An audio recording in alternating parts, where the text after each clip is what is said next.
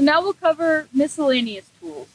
And the tools that fit into this category are those that have so many uses that they just fit into multiple categories, or they're specialized for one job only. And in this category, we'll cover Mcclaskeys, post hole diggers, sledgehammers, Austins, and buckets.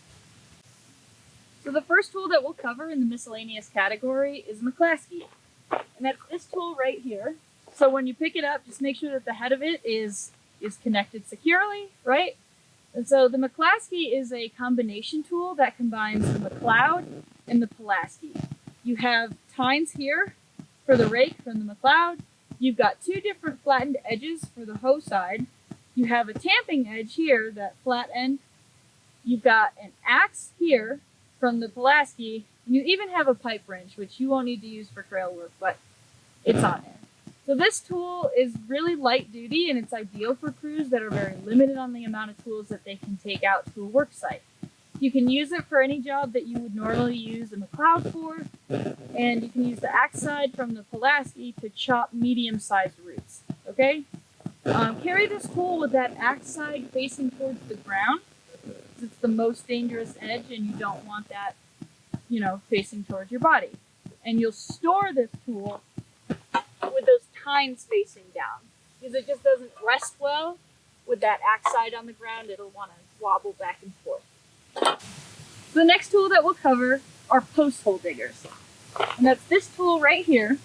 Okay, and these are specialized shovel-like tools that are designed to remove soil from a post-sized hole. And in trail projects, we're going to use these mostly for fencing. Okay, so to use these, you're going to start a post hole with an earth breaking tool, and then use these bad Larrys to remove the soil from that hole, okay? So I'll drop the tool down into the hole, and I'll separate the handles like this. And if you'll notice, that closes those two scoops together, and I'm gonna maintain this position while I lift that soil out of the hole, move it to the side, and close those handles back together to drop it, okay?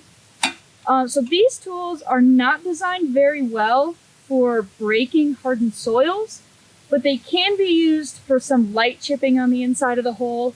Just make sure you're doing that carefully so we don't break the tools, okay? So when we're carrying these, you'll carry them by one of the handles, right, with the head of that tool facing right in front of you, and then store them with the head of the tool upslope, handles closed, and place it on the side of the scoop so that it's not rolling around. So the next tool that we're going to cover in our miscellaneous category is the double jack hammer, otherwise known as a sledgehammer. And sledges and hammers can come in a variety of weights and lengths that can weigh from 2 pounds up to 20 pounds.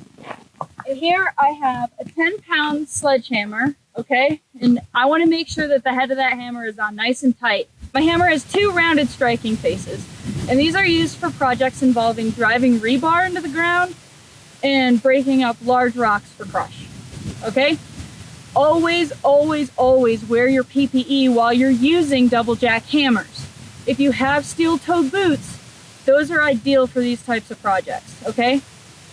So as I'm gripping a sledgehammer, always use 2 hands firmly, with one on the end of that handle and then the other towards the head of that tool.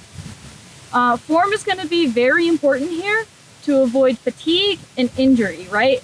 I don't want to bend over at the waist while I'm swinging like this. I want to maintain a straight back and squat down while I'm swinging this tool. And on that note, while you're swinging, try not to break a plane that's parallel to the ground. And what I mean is, like, this position right here is parallel to the ground. And the more that I am breaking that parallel plane here, the more likely I am to either hit myself or someone else around me, rather than hitting the ground if I miss the target that I'm swinging at, right? So use the weight behind these hammers while you're swinging, okay? Instead of trying to muscle your way through a swing like this, I'll get fatigued very quickly that way, but if I'm using the weight of this hammer, I'm gonna be able to swing it for a lot longer, okay?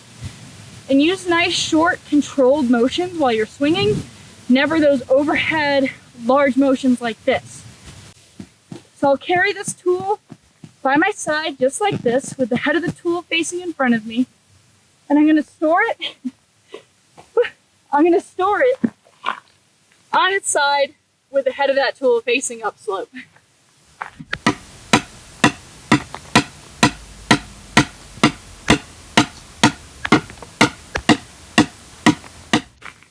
The next tool that we're going to cover is an Austin. And these are known by many different names. Some people call them rock slings, rock carrying devices, or web slings, but whatever you call them, they're useful for rigging up large, heavy rocks and safely carrying or moving them with multiple people. This is what they look like. They're small enough that you can throw them in a bag or a bucket when you're carrying them, and when you store these, you want to make sure that you're setting them with all your other tools in a way that they're not going to get tangled up. Okay, and safety is going to be a very important aspect when using these devices because you're moving very heavy objects, okay? So communication is key here. And make sure that you're wearing gloves because there are a lot of pinch points when using these. So to use the Austin, you're going to lay it flat on the ground just like this. You'll roll a large rock onto the chains and configure it so it won't fall through any of the webbing. Ideally, you want to have 4 people to carry, but designate one person as the lead to give commands. Perform a small test lift to assess the weight distribution of that rock and adjust if you need to. Plan and communicate the route to the rest of the team. You want to make sure you're giving commands for lifting and setting down to make sure everyone is moving together. Also make sure you're communicating any obstacles and stop often to allow for rest. Anyone on the team can call for lowering the package. So the last miscellaneous tool that we're going to cover are buckets. And these can be really handy because you can use them for a variety of different things. You can use them to carry tools out to your site. You can use them to move dirt, collect duff, or even use them for trash.